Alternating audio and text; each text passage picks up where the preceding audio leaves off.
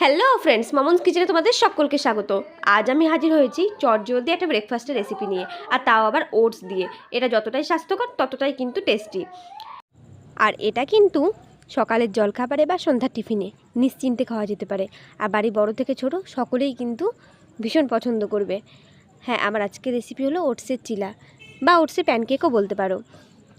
আর এটা কিন্তু খুব সহজে বানানো যায়। তাহলে চলো বেশি দেরি না করে রেসিপিতে যাই। দেখো, এখানে আমি 1 বাটি পরিমাণে ওটস নিয়েছি। ওটসটা কিন্তু প্লেন ওটস। আর একটা মিডিয়াম সাইজের গাজর গ্রেট করে নিয়েছি, খুবই সরু সরু করে কিন্তু গ্রেটটা করে নিয়েছি। আর নিয়েছি 2টো ডিম, নিয়েছি পেঁয়াজ কুচি আর 4-5টা কাঁচা লঙ্কা কুচি। লঙ্কাটা তোমরা তোমাদের ইচ্ছে মতো দিতে পারো। এবারে আমি একটা বাটি নিয়ে নিয়েছি, তোমরা তোমাদের ইচ্ছে মতো একটা পাত্র নিয়ে নিতে পারো। তারপর আমি এর মধ্যে ডিমগুলো ফাটিয়ে দিয়েছি। ডিমের মধ্যে আমি এবার দিয়ে দিচ্ছি ওটসটা।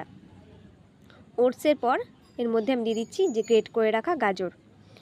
তারপর আমি এর মধ্যে দিয়ে দিচ্ছি পেঁয়াজ কুচি আর কাঁচা লঙ্কা কুচি। এবার আমি এর মধ্যে দিয়ে দিচ্ছি পরিমাণ মতো লবণ। তারপর আমার মনে হয়েছে যে আরেকটু ওটসের প্রয়োজন, তো তার জন্য আমি আরেকটু ওটস দিয়ে দিয়েছি। তোমরা তোমাদের ইচ্ছে মতো দেবে। এরপর আমি এর মধ্যে দিয়ে দিচ্ছি ধনে গুঁড়ো 1/2 চামচ মতো, আর 1/2 চামচ মতো দিয়ে দিচ্ছি জিরে গুঁড়ো। এবার আমি সব কিছু খুব ভালোভাবে মিশিয়ে নেব। তার আগে এর মধ্যে আমি দিয়ে দিলাম সামান্য টমেটো সস। তোমরা চাইলে টমেটো সসটাকে স্কিপ করে যেতে পারো, কিন্তু এই টমেটো সসটা দিলে কিন্তু এটার স্বাদটা খুব সুন্দর হয়।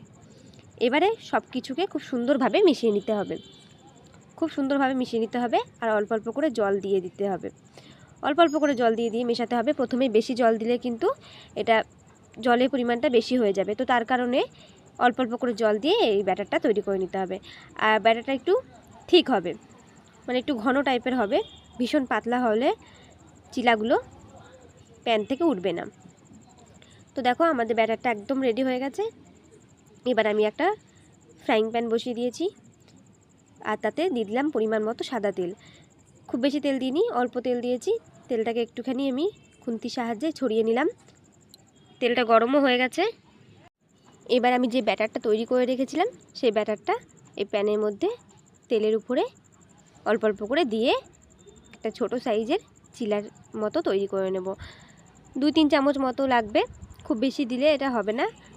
আর বেশি বড় বড় করার দরকার নেই, ছোট ছোট করলে এটা সুন্দরও লাগবে দেখতে। আর বেশি পাতলা করলেও হবে না, একটু মোটা করে করতে হবে। দেখো, দিয়ে দিয়েছি।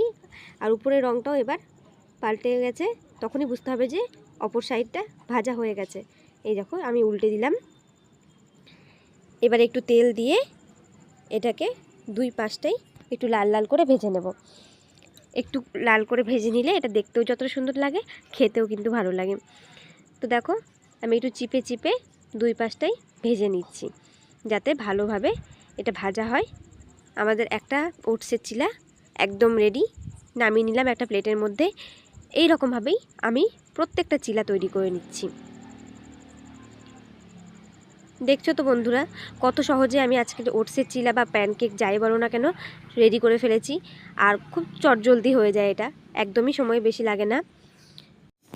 বাড়ি বাচ্চাদেরকে কিন্তু এই রকম ওটসের চিলা তৈরি করে দিলে তারা খুব মজা করেই খাবে। আর সসের সাথে পরিবেশন করলে তো আর তাদের কোনো কথাই হবে না। দেখো, একটা ছিঁড়েও দেখিয়ে দিচ্ছি ঠিক ভেতর থেকেও কতটা সুন্দর দেখতে হয়েছে এই ওটসের চিলা। তো ফ্রেন্ডস, দেখলি তো কত সহজে আমি আজকে ওটসের চিলা রেডি করে ফেলেছি। এভাবে তোমরা বাড়িতে একবার অবশ্যই ট্রাই করে দেখতে পারো। তো রেসিপিটি যদি আমাদের ভালো লেগে থাকে অবশ্যই একটা লাইক কমেন্ট শেয়ার করে দিও। দেখা হচ্ছে নতুন কোনো দিন নতুন কোনো রেসিপি নিয়ে। ধন্যবাদ।